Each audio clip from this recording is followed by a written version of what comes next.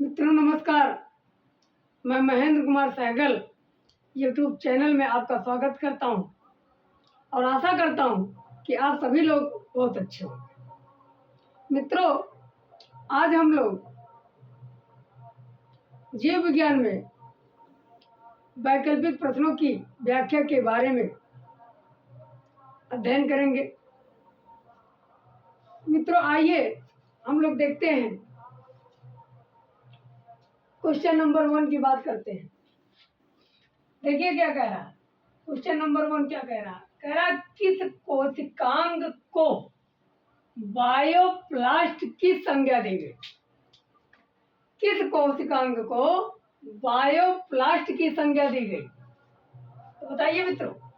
Option A है गाल्जी body, option B है chloroplast, option C है माइटोकॉन्ड्रिया, ऑप्शन डी है ल्यूकोप्लास्ट। ध्यान से बताइए मित्रों कि किस कोशिकांग को बायोप्लास्ट की संज्ञा दी जाती है। बताइए, ध्यान से बताइए। गाल्जी बॉडी को दी जाती है, या क्लोरोप्लास्ट को, या माइटोकॉन्ड्रिया को, या ल्यूकोप्लास्ट? किसको दिया जाता है मित्रों? यहाँ ऑप्शन नंबर सी सही है। माइटोकॉन्ड्रिया को बायोप्लास्ट नाम किसने दिया था मित्रों? आर अल्टमान ने दिया। माइटोकॉन्ड्रिया को बायोप्लास्ट नाम किसने दिया था? Are Altmann. क्लियर? जबकि माइटोकॉन्ड्रिया को माइटोकॉन्ड्रिया नाम देने वाले जो थे वो सी वेंडर थे। आइए क्वेश्चन नंबर 2 देखते हैं। यहाँ कह रहा एटीपी का निर्माण माइटोकॉन्ड्रिया के किस भाग में होता है? एटीपी का निर्माण माइटोकॉन्ड्रिया के किस भाग में होता है? कह रहा है एडेनोसिन ट्राइफॉस्फेट का निर्माण माइटोकॉन्ड्रिया के किस भाग में होता है? क्वेश्चन समझना। क्वेश्चन अगर समझ जाएंगे तो बहुत कुछ होता है। कुछ क्वेश्चन ऐसे होते हैं जो आप क्वेश्चन नहीं समझ पाते। ऑप्शन ए है क्रिस्टी, ऑप्शन बी है मैट्रिक्स, ऑप्शन सी है आउटर मेम्ब्रेन, ऑप्शन डी है आर्टिसोम। यानी एटीपी का निर्माण माइटोकॉन्ड्रिया के किस भाग में होता है? तो क्रिस्टी में होता है, कि मैट्रिक्स में होता है, कि उसके आउटर मेम्ब्रेन में होता है, या आर्टिसोम में होता है? किसमें होता है मित्रों? ध्यान से बताइए। एटीपी का निर्माण मित्रों यहाँ मैट्रिक्स भाग में होता है, और मैट्रिक्स भाग में एक साइकिल चलती है जिसका नाम है क्रेब्स साइकिल। कौन सी साइकिल? क्रेब्स साइकिल चलती है, और क्रेब्स साइकिल में ही एटीपी का निर्माण होता है। क्लियर मित्रों? अब बात कर लेते हैं क्वेश्चन नंबर 3 की। कह रहा राइबोसोम के दोनों सब यूनिट को जोड़ने के लिए किस आयन की आवश्यकता होती है? ये भी वेरी इंपॉर्टेंट है। कह रहा राइबोसोम के दोनों सब यूनिट को, जो राइबोसोम का 2 सब यूनिट होता है, उसको जोड़ने के लिए किस आयन की आवश्यकता होती है? ऑप्शन ए है एल्युमिनियम, ऑप्शन बी है कैल्शियम, ऑप्शन सी है मैग्नीशियम, ऑप्शन डी है हाइड्रोजन। मित्रों, राइबोसोम को दोनों सब यूनिट को जोड़ने के लिए किस आयन की आवश्यकता होती है? एल्युमिनियम की आवश्यकता होती है, कि कैल्शियम की आवश्यकता होती है, कि मैग्नीशियम की आवश्यकता होती है, कि हाइड्रोजन की? बताइए मित्रों ध्यान से।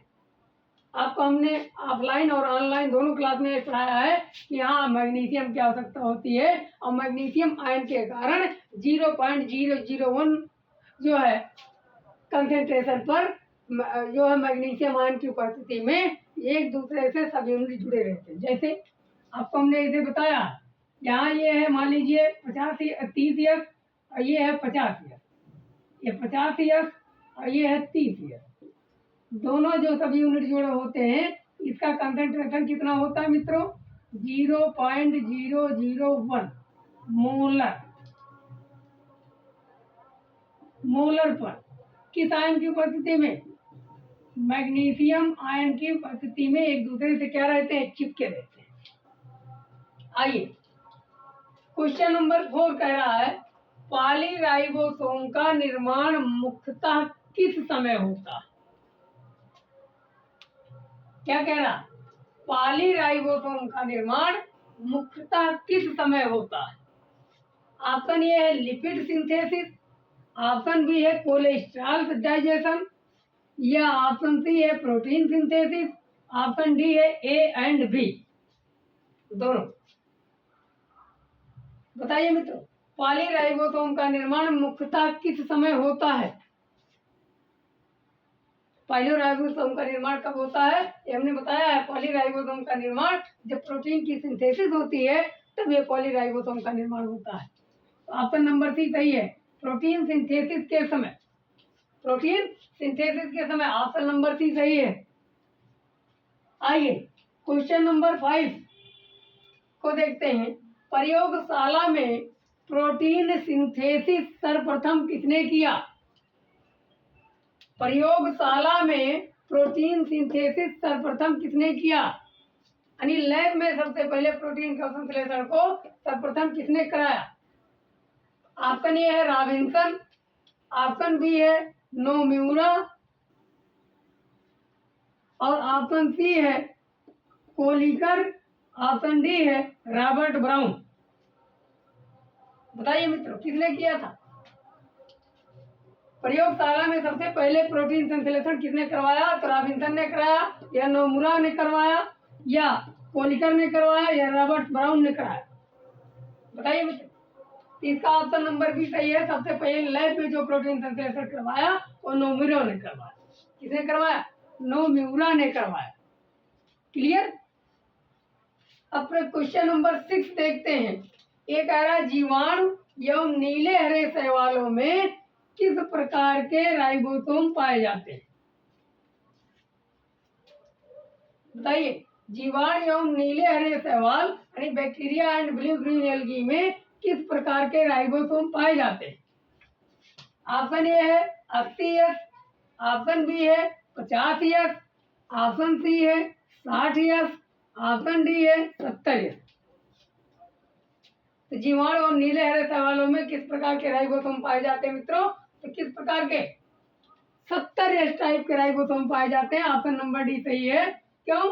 क्योंकि 70S राइबोसोम प्रोकैरियोटिक सेल में पाए जाते हैं। और प्रोकैरियोटिक सेल किस में पाए जाते हैं भैया? जीवाणु, बैक्टीरिया और नीले हरे शैवालों में ये प्रोकैरियोटिक सेल पाए जाते हैं। और प्रोकैरियोटिक सेल में 70S राइबोसोम पाए जाते हैं, जबकि यूकैरियोटिक सेल में 80S राइबोसोम पाए जाते हैं। इसकी सब यूनिट कितना होता है? 50S plus 30S। क्लियर मित्रों? आइए क्वेश्चन नंबर 7 देखते हैं। कह रहा साइटोस्केलेटन की नलिकाओं के मॉडिफिकेशन या रूपांतरण में कौन से आयन महत्वपूर्ण होते हैं? ये भी वेरी वेरी वेरी इंपॉर्टेंट है। कह रहा साइटोस्केलेटन की नलिकाओं के रूपांतरण में कौन से आयन महत्वपूर्ण होते हैं?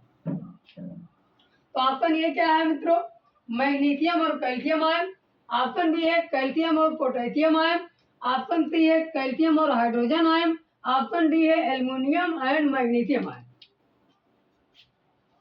बताइए मित्रों, क्वेश्चन नंबर 7 साइटोस्केलेटन की नलिकाओं के रूपांतरण में कौन से आयन महत्वपूर्ण होते हैं?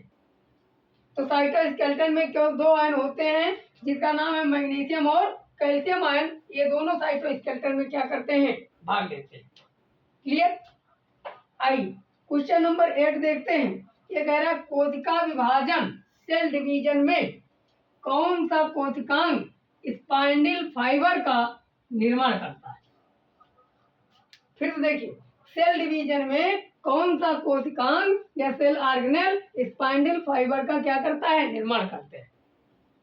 आइए मित्रों, ऑप्शन ए है सेंट्रोसोम, ऑप्शन बी है गाल्जी बॉडी, ऑप्शन सी है लाइसोसोम, ऑप्शन डी है बी एंड सी दोनों ऑप्शन। बताइए, कोशिका विभाजन में कौन सा कोशिकांग स्पाइंडल फाइबर का निर्माण करता है? सेंट्रोसोम करता है, या गाल्जी बॉडी करता है, या लाइसोसोम करता है, या गाल्जी बॉडी लाइसोसोम दोनों करता है? बी एंड सी। बताइए मित्रों, इसका कौन सा ऑप्शन सही होगा? ऑप्शन नंबर ए सही होगा, सेंट्रोसोम। तो सेंट्रोसोम जो होता है वो कोशिका विभाजन में जो है स्पाइंडल फाइबर का क्या करता है, निर्माण करता है। जबकि गाल्जी बॉडी को गाल्जी का या इसी को ट्रैफिक पुलिस भी कहा जाता है, लाइसोसोम को आत्महत्या की थैली कहा जाता है। आइए मित्रों, क्वेश्चन नंबर 9 को हम लोग पढ़ते हैं।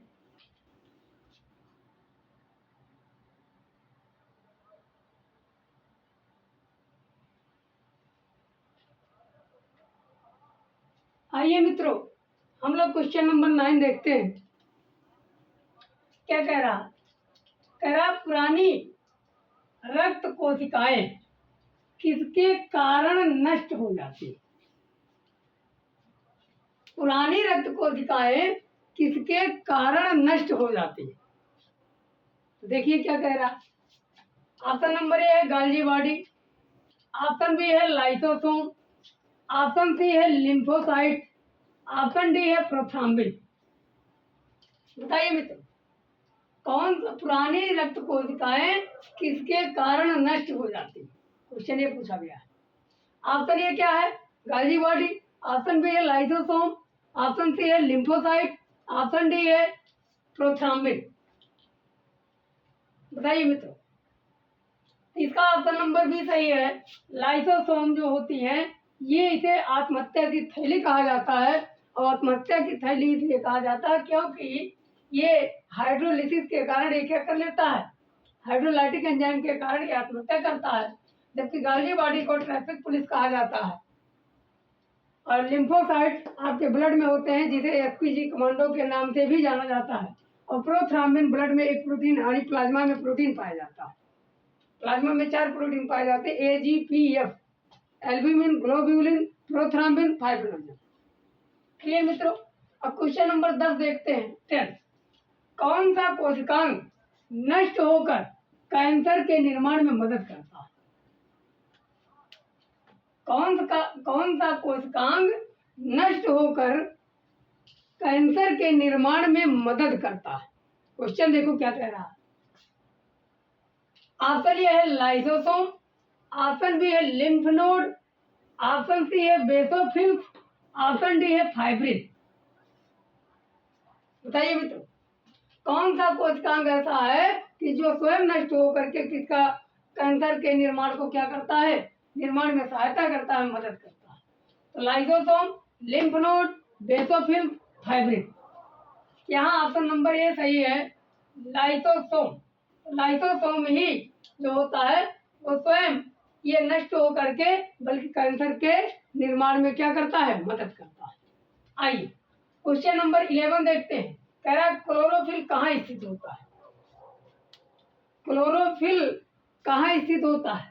ऑप्शन ए है बैक्टीरिया, ऑप्शन बी है क्रोमोप्लास्ट, ऑप्शन सी है क्वांटासोम, ऑप्शन डी है ल्यूकोप्लास्ट। बताइए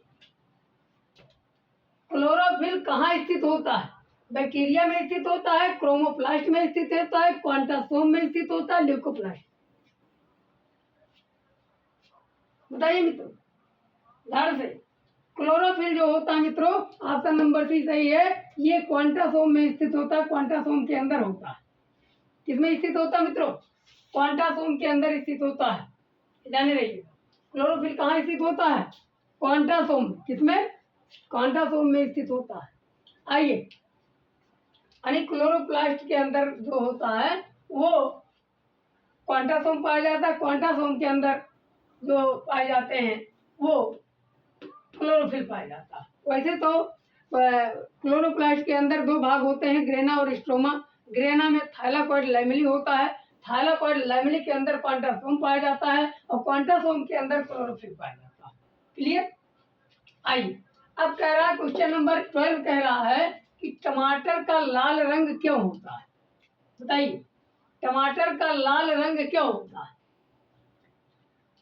पहला है लाइकोपिन, दूसरा ऑप्शन है बी ऑप्शन है कैरोटीन, सी ऑप्शन है कैप्सेंथिन, डी ऑप्शन है बीटाडिन। बताइए मित्रों खट से, तो टमाटर का लाल रंग क्यों होता है? लाइकोपिन के कारण या कैरोटीन के कारण या कैप्सेंथिन के कारण या विटामिन के कारण? बताइए टमाटर में जो मित्रों होता है वो लाइकोपिन पिगमेंट पाया जाता है, जिसके कारण टमाटर लाल होते हैं। इसका मतलब ऑप्शन नंबर सी सही है, लाइकोपिन इसमें पाया जाता है और लाइकोपिन के कारण ही टमाटर का रंग कैसा होता है, लाल होता है। जबकि कैरोटीन जो पाया जाता है वो गाजर में, कैप्सेंथिन जो पाया जाता है ये आपके मिर्च वगैरह में पाया जाता है। और डी ऑप्शन है विटामिन। विटामिन जो होता है वो आपकी चुकंदर में पाया जाता है। किसमें पाया जाता है मित्रों, चुकंदर में विटामिन पाया जाता है। आइए क्वेश्चन नंबर 13 देखते हैं। मिर्च का लाल रंग किसके कारण होता है, ये भी इंपॉर्टेंट है। मिर्च का लाल रंग किसके कारण होता है, कैप्सेंथिन के कारण। ऑप्शन ए है कैप्सेंथिन, ऑप्शन बी है विटामिन, ऑप्शन सी है लाइकोपिन, ऑप्शन डी है कैरोटीन। तो मिर्च का लाल रंग किसके कारण होता है मित्रों, कैप्सेंथिन के कारण या विटामिन के कारण या लाइकोपिन के कारण या कैरोटीन के कारण। तो किसके कारण होता है मित्रों, अभी हमने ऊपर वाले में बताया कैप्सेंथिन मिर्च में पाया जाता है और मिर्च में, इसीलिए मिर्च चिली का जो रंग होता है वो कैसा कैसा होता भैया, लाल होता है। आइए क्वेश्चन नंबर 14 देखते हैं। कह रहा प्रकाश ऊर्जा का परिवर्तन रासायनिक ऊर्जा में कहाँ होता है। प्रकाश ऊर्जा का परिवर्तन रासायनिक ऊर्जा में कहाँ होता है, बताइए इधर से। क्लोरोप्लास्ट, ऑप्शन ए है क्लोरोप्लास्ट, ऑप्शन बी है क्लोरोफिल, ऑप्शन सी है क्वांटासोम, ऑप्शन डी है लिपोप्लास्ट। बताइए इधर से। प्रकाश ऊर्जा का परिवर्तन रासायनिक ऊर्जा में कहाँ होता है,